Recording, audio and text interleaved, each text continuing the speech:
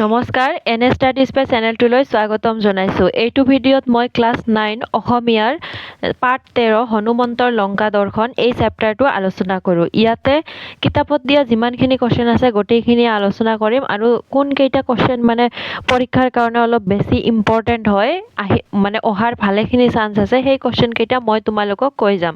তোমালোকে ভিডিঅ'টো শেষলৈকে চাবা আৰু প্লিজ মোৰ চেনেলটো ছাবস্ক্ৰাইব কৰি দিবা। ফাৰ্ষ্ট কুৱেশ্যনটো কি কৈছে, ভাৱ বিষয়ক।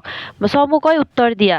ক নম্বৰ, মাধৱ কন্দলী কোন আছিল? মাধৱ কন্দলী কোন আছিল? প্ৰাক শংকৰী যুগৰ কবি। তোমালোকৰ পৰীক্ষাত কুৱেশ্যন এটা আহে যে এনে বনাই কুৱেশ্যন দিয়ে যে প্ৰাক শংকৰী যুগৰ কবি এজনৰ নাম লিখা বা প্ৰাক শংকৰী যুগৰ এজন সাহিত্যিকৰ নাম লিখা। তোমালোকে তেতিয়া কি লিখিব লাগে? মাধৱ কন্দলী। এইটো কুৱেশ্যন অলপ ঘূৰাই পকাই দিয়ে। তাৰপিছত খ নম্বৰ, মাধৱ কন্দলীয়ে কোনখন মহাকাব্য অনুবাদ কৰিছিল? মাধৱ কন্দলীয়ে সংস্কৃত ৰামায়ণখন মহাকাব্য অনুবাদ কৰিছিল। সংস্কৃত ৰামায়ণখন মহাকাব্যটো নিদিলেও হ'ব। তাৰপিছত মাধৱ কন্দলীৰ ৰামায়ণত কেইটা কাণ্ড পোৱা যায়? মাধৱ কন্দলীৰ ৰামায়ণত 5টা কাণ্ড পোৱা যায়। 5টা। মাধৱ কন্দলীক শংকৰদেৱে কি বুলি অভিহিত কৰিছিল? মাধৱ কন্দলীক শংকৰদেৱে অপ্ৰমাদী কবি বুলি অভিহিত কৰিছিল। বহুত ইম্পৰ্টেণ্ট হয়। অপ্ৰমাদী কবি বুলি অভিহিত কৰিছিল। মাধৱ কন্দলীৰ ৰামায়ণত বৰ্তমানে সন্নিৱিষ্ট কোনটো কাণ্ড শংকৰদেৱে ৰচনা কৰিছিল? মাধৱ কন্দলীৰ ৰামায়ণত বৰ্তমান এটা সন্নিৱিষ্ট কাণ্ড আছে, সেইটো শংকৰদেৱে ৰচনা কৰিছিল। কোনটো কাণ্ড? উত্তৰাখণ্ড। উত্তৰাখণ্ড ৰামায়ণটো শংকৰদেৱে ৰচনা কৰিছিল। এই শ্বৰ্ট কুৱেশ্যন কেইটা গোটেইকেইটাই বহুত ইম্পৰ্টেণ্ট হয়।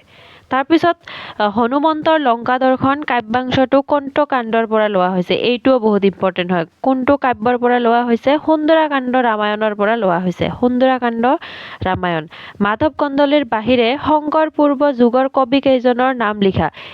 ইয়াতে চোৱা, শংকৰ পূৰ্ব যুগৰ শংকৰদেৱৰ আগৰ ইয়াতে ভালে কেইজন কবিৰ নাম দিয়া আছে। তোমালোকে ইয়াৰ পৰা পৰীক্ষাত 2জন কবিৰ নাম সোধে। এটা মাধৱ কন্দলী তোমালোকক সোধে যে প্ৰাক শংকৰী যুগৰ বা শংকৰ পূৰ্ব যুগৰ কবি কেইজনৰ নাম। ইয়াতে 2টা মাধৱ কন্দলী হয়, হেম সৰস্বতী হয়, হৰিদাস বিপ্ৰ হয়, কবিৰত্ন সৰস্বতী আৰু ৰুদ্ৰ কন্দলী। এইবিলাক যে আছে এইটো এনেকে হয়। এইবিলাক অসমীয়া টাইপিঙৰ কাৰণে এনেকুৱা অট'মেটিকলি হৈ যায়। তাৰপিছত আৰু বিলাক ৰথ হচৌকাৰটো তলত আহি যায়। এইবিলাক অসমীয়া টাইপিঙৰ কাৰণে হৈ যায়। তাৰপিছত 3 নম্বৰ, মাধৱ কন্দলীয়ে কোন ৰজাৰ পৃষ্ঠপোষকতা লাভ কৰিছিল? তেওঁ ক'ৰ ৰজা আছিল? মাধৱ কন্দলীয়ে কি আছিল? বৰাহী ৰজা মহাকাব্যৰ পৃষ্ঠপোষকতা লাভ কৰিছিল। বৰাহী ৰজা মহাকাব্যৰ পৃষ্ঠপোষকতা লাভ কৰিছিল। তেওঁ পুৰণি অসমৰ পূৰ্ব মধ্যাঞ্চলৰ কোনো অঞ্চলত ৰাজত্ব কৰিছিল। ক'ত ৰাজত্ব কৰিছিল? অসমৰ পূৰ্ব মধ্যাঞ্চলৰ মধ্য অঞ্চলৰ পূৰ্বৰ মধ্য অঞ্চলৰ কোনো অঞ্চলত ৰাজত্ব কৰিছিল। এইবিলাকৰ টকা লিখিব কৈছে। কাৰ ফাৰ্ষ্টত লিখিব কৈছে? হনুমন্তৰ ওপৰত চমু টকা লিখিব কৈছে। ইয়াতে যদি তোমালোকে এই গোটেইখিনি মুখস্থ কৰিব নোৱাৰা, ইয়াৰ পৰা তোমালোকে বিচাৰি উলিয়াই যিখিনি ভাল লাগে 3 লাইনমান মুখস্থ কৰি ল'বা। কি কৈছে? হনুমন্ত অযোধ্যাৰ ৰজা ৰামচন্দ্ৰৰ পৰম ভক্ত আছিল। হনুমন্ত কাৰ পৰম ভক্ত আছিল? ৰামচন্দ্ৰৰ। হনুমন্ত বানৰ বীৰ আছিল। হনুমন্ত কাৰ বীৰ আছিল? বানৰ বীৰ। তেওঁ বায়ু দেৱতা আৰু অঞ্জনাৰ পুত্ৰ আছিল। বায়ু দেৱতা আৰু অঞ্জনাৰ পুত্ৰ আছিল। তেওঁ মহাবলৱন্ত আৰু বুদ্ধিমত্ত আছিল। বলৱন্ত বহুত শক্তিশালী আৰু বুদ্ধিমত্ত আছিল।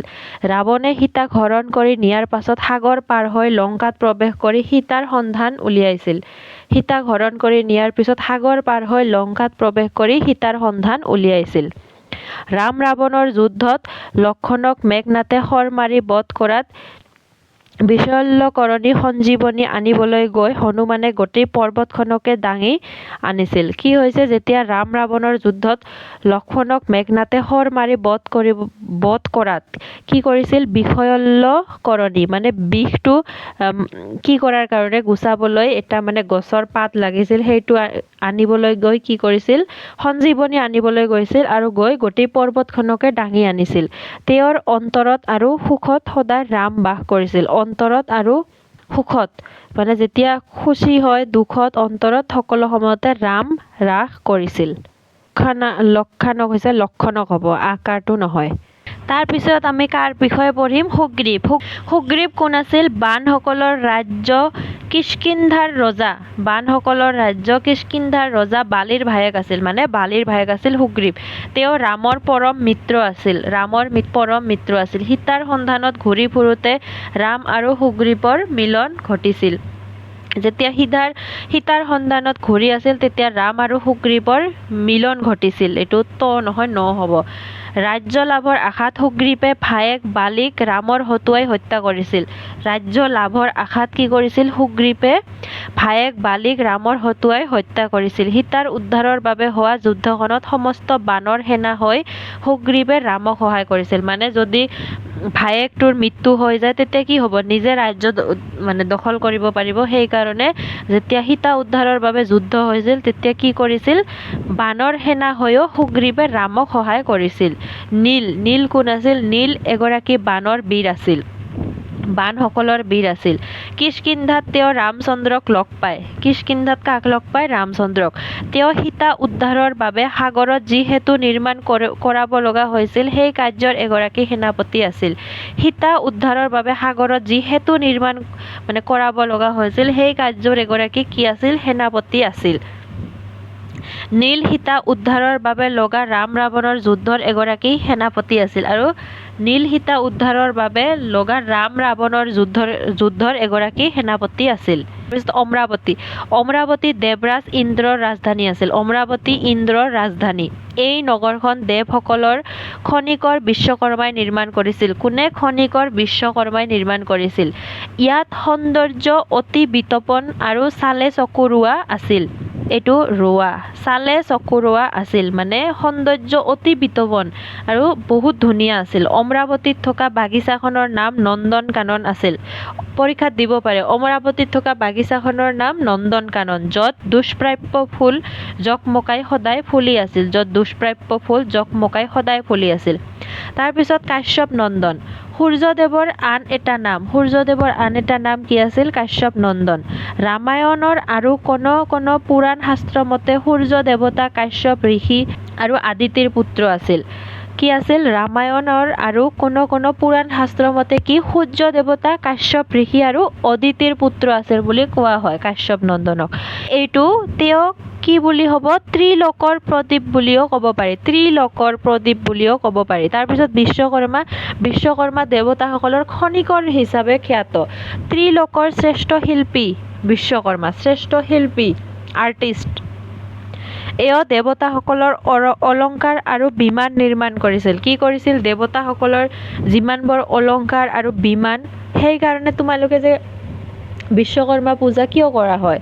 কাৰণ এইটো কি দেৱতাক পূজা কৰা হয়? ভালকে পঢ়ি চাবা তোমালোকে। এতিয়াও দেৱতাসকলৰ অলংকাৰ আৰু বিমান নিৰ্মাণ কৰিছিল। ইন্দ্ৰৰ ৰাজধানী অমৰাৱতী নিৰ্মাণ কাৰ্য বিশ্বকৰ্মাৰ গৈ সাধিত হৈছিল। ইন্দ্ৰৰ ৰাজধানী অমৰাৱতী নিৰ্মাণ কাৰ্য বিশ্বকৰ্মা গৈ সাধিত হৈছিল, মানে বিশ্বকৰ্মাই গৈ সাধিত কৰিছিল। এওঁক দেৱতাসকলৰ ভিতৰত শ্ৰেষ্ঠ দেৱতা বুলি জনা যায়। নিৰ্মাণ কাৰ্য এইটো বিশ্বকৰ্মাই গৈ সাধিত কৰিছিল বুলি দিবা। লংকা নগৰীৰ কাষৰ বন-বননিত হনুমন্তই কি ফুলৰ গছ দেখিবলৈ পাইছিল? কি ফল ফুলৰ গছ দেখিবলৈ পাইছিল? এইটোও তোমালোকৰ পৰীক্ষাত আহিব পাৰে, ভালকে চাই ল'বা, পঢ়ি ল'বা।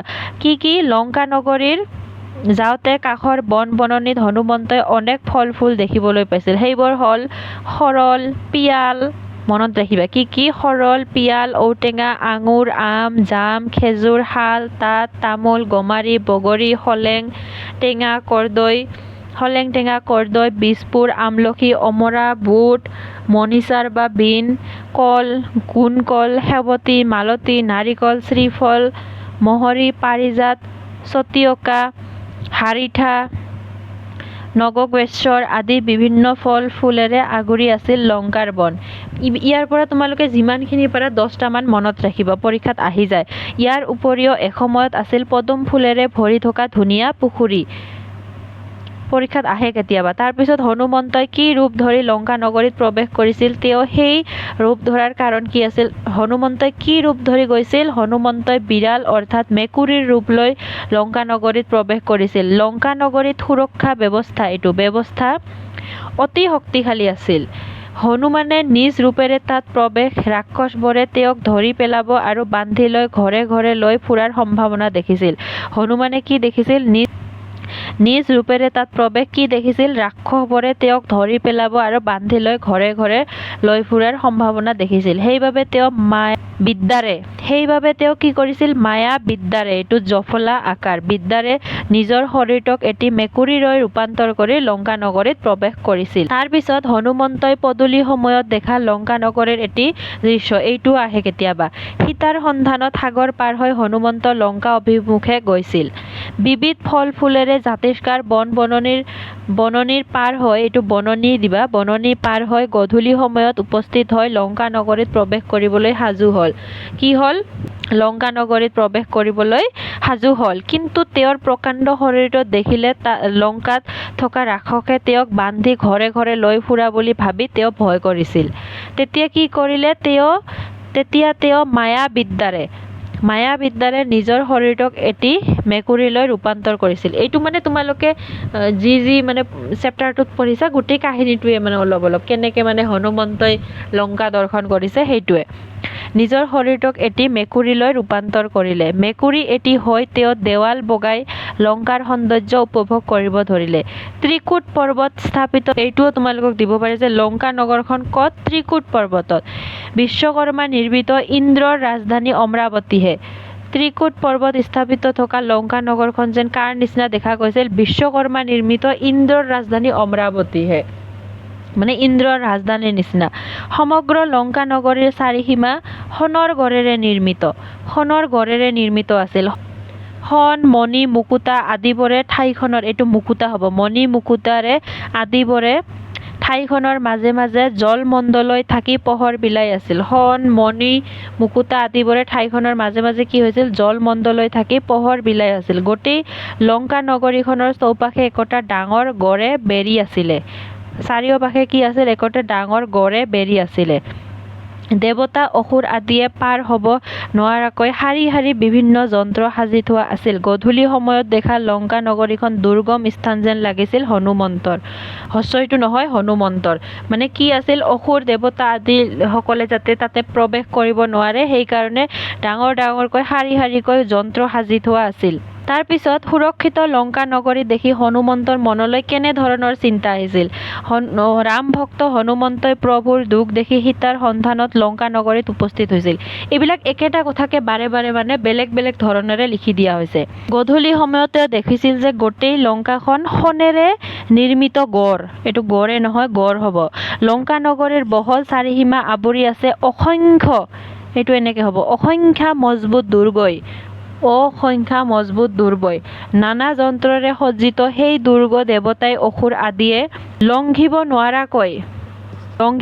পাৰ কৰিব নোৱাৰাকৈ শাৰী শাৰীকৈ যন্ত্ৰৰে সাজি থোৱা আছে হনুমন্তই ধাৰণা হৈছিল যে লংকা দুৰ্গম ঠাই তেওঁৰ মনত চিন্তা উপজিছিল যে অংগত সুগ্ৰীৱ নীল আৰু তেওঁ মায়া বলেৰে সাগৰ অতিক্ৰম কৰি লংকাত প্ৰৱেশ কৰিব পাৰিলে নহলে অন্যয় বানেৰে শতসজন পথ পাৰ হৈ সাগৰৰ সিফাৰে থকা লংকালৈ কিদৰে আহিব পাৰিব দেৱতায়ো লংঘিব নোৱাৰা লংকালৈ আহি দাসৰথী ৰামেও যেন একো কৰিব নোৱাৰিব সেই চিন্তাইহে হনুমন্তৰ মনলৈ আহিছিল তোমালোকে এনেকে লিখিবা যে হনুমন্তই এই ঠাইখন দেখি মনত এনে ধৰণৰ চিন্তা উপজিছিল যে অংগত সুগ্ৰীৱ নীল আৰু তেওঁ মায়া বলেৰে সাগৰ অতিক্ৰম কৰি লংকাত প্ৰৱেশ কৰিব পাৰিলে তেওঁলোকে মায়া বলেৰে নিজৰ ৰূপটো সলাই নহলে অন্য বানেৰে শতসজন পথ পাৰ হৈ সাগৰৰ সিফাৰে থকা লংকালৈ কিদৰে আহিব পাৰিব নহলে অন্য যিবিলাক আছে বানৰে শতসজন মানে এইবিলাক পথ পাৰ হৈ সাগৰৰ সিপাৰে কেনেকৈ আহিব পাৰিব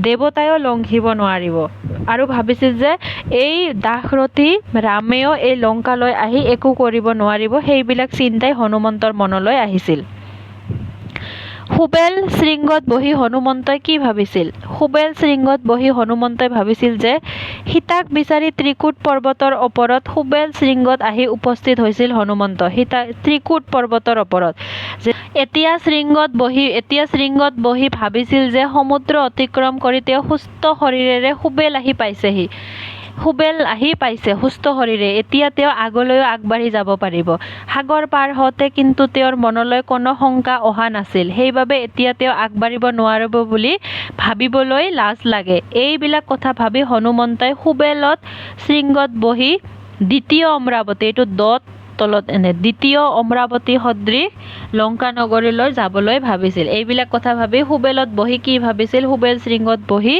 যে এতিয়া দ্বিতীয় অমৰাৱতী সদৃশ লংকা নগৰলৈ যাবলৈ ভাবিছিল, যাব লাগিব বুলি ভাবিছিল।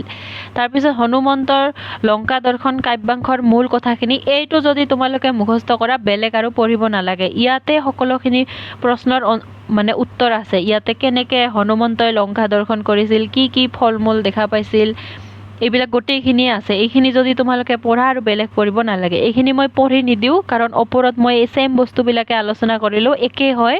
তোমালোকে এইটো চাই ল'বা আৰু লিখি ল'বা।